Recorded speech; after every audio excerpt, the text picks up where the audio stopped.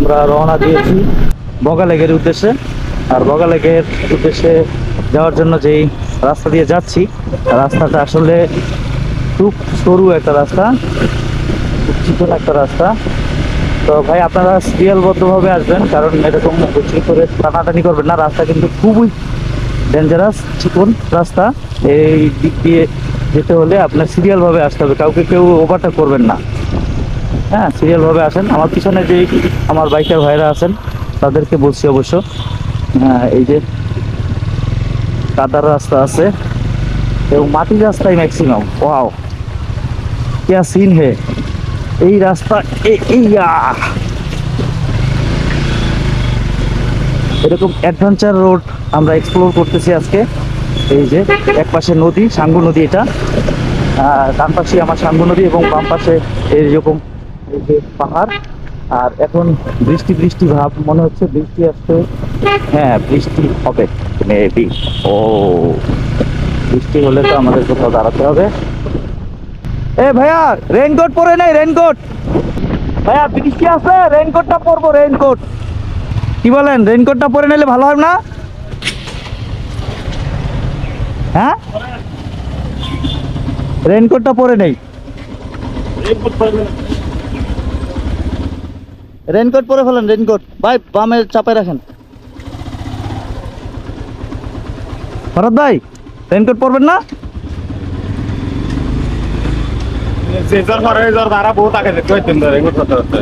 হ্যাঁ, আরে ভাই এই বৃষ্টিতে ভিজতে। ও,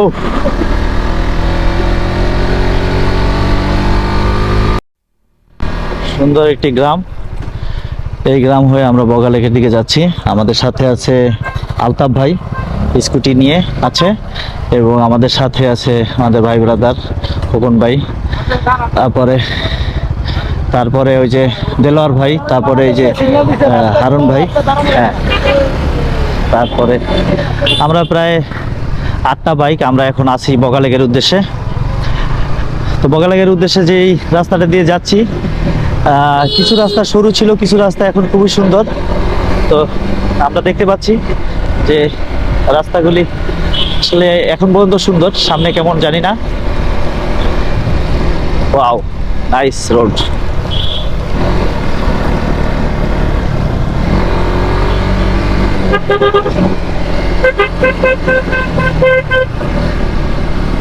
সেই ভিউ। ইয়েস, আমরা এখন হাই হিলে উঠবো।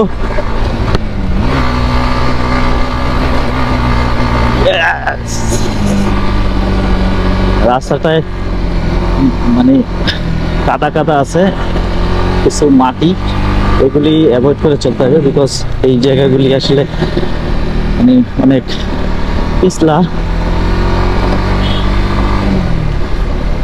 পিচ্ছিল জায়গায় যাওয়া যাবে না।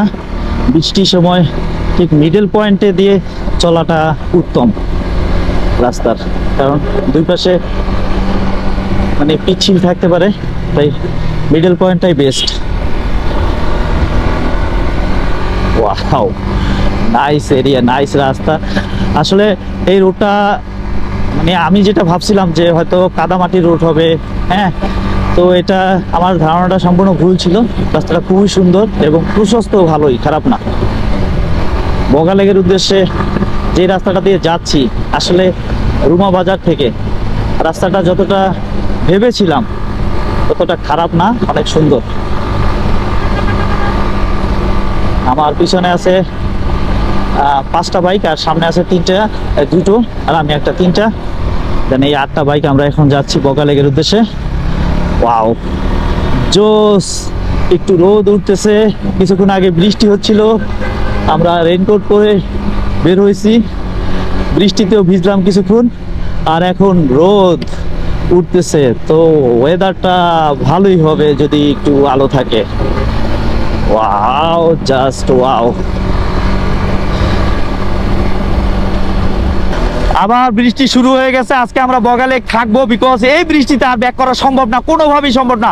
ইয়েস, অনেক বৃষ্টি নামতেছে এবং এই আবহাওয়ায়, এই মানে বৃষ্টির ভিতরে আমরা যাচ্ছি বগা লেকের উদ্দেশ্যে। আর রাস্তাটা অনেক অসম্ভব সুন্দর এবং এই রাস্তাটা সবুজ প্রকৃতির মাঝে এত সুন্দর একটি রাস্তা, আমি তো আসলে খুব এক্সাইটেড হয়ে গেছি এত সুন্দর রাস্তায় এসে।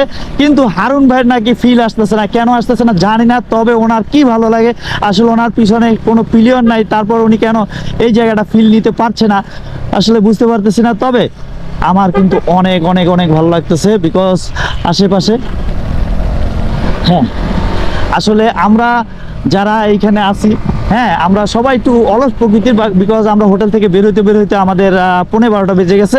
আমরা সকাল সকাল আসলে হয়তো বা এই প্রবলেমটা ফেস করতাম না। তবে সামনে আছে আমাদের টুরিস্ট পুলিশ ভাই আমাদের নিরাপত্তার জন্য।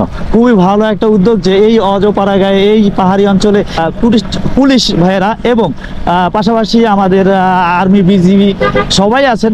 তো আমাদের নিরাপত্তার জন্য আমরা যেন সুন্দরভাবে ট্রাভেল করতে পারি, এই জন্য তো সবাইকে, প্রশাসনের সবাইকে অনেক অনেক অনেক ধন্যবাদ মনের অন্তঃস্থল থেকে, এবং বাংলাদেশ সরকারকেও, এবং এই পাহাড়ি অঞ্চলে এত সুন্দর রাস্তা করে দেওয়ার জন্য কর্তৃপক্ষকে অনেক ধন্যবাদ, আমাদের এরকম ট্রাভেলের সুযোগ করে দেওয়ার জন্য।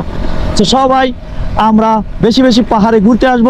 অনেক বাইকার ভাইয়েরা আছে পাহাড়ে ঘুরতে এসে পাহাড়ের অনেক ফিল নিচ্ছে, এবং এই যে ভাইয়েরা আছে সবাই ফিল নিচ্ছে, সেই একটা মজা, ওয়াও, জাস্ট ওয়াও।